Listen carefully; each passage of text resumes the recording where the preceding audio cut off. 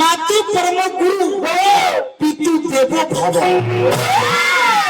माता पिता से बढ़ के संसार में कोनो देवी देवता नहीं के कि प्रमाण में भी लिखल गई। कहे अगर माई अगर जन्म ना दी होती तो हमने के भगवान के ना चिन्हती कि आखिर ये भगवान कौन इनकर नाम है कजी माइये के देन हो। यही से हमने के जहाँ भी जाइए तो दू लाइन के अपन माई के बारे में बखान करी ले जे कैसे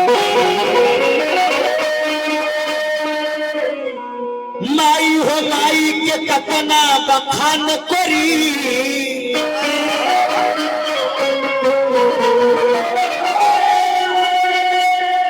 स्वर्ग से ऊंचा स्थान बाटे माई के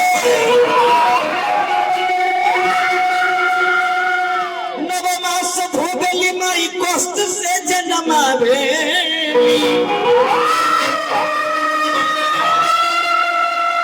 जो हमके दुलार ले माई अपटन लगाई जो हमके दुलार ले माई अपटन लगाई के बबुआ जब घर परिवार में छोटा रहेला 1-2 साल 3 साल के तो ओकर चाल चलन कैसन रहेला बबुआ जब खेले ले माई के झोटा धोई के झूले ले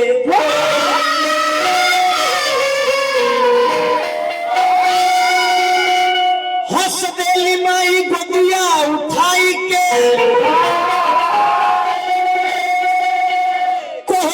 नारी धनबारी महतारी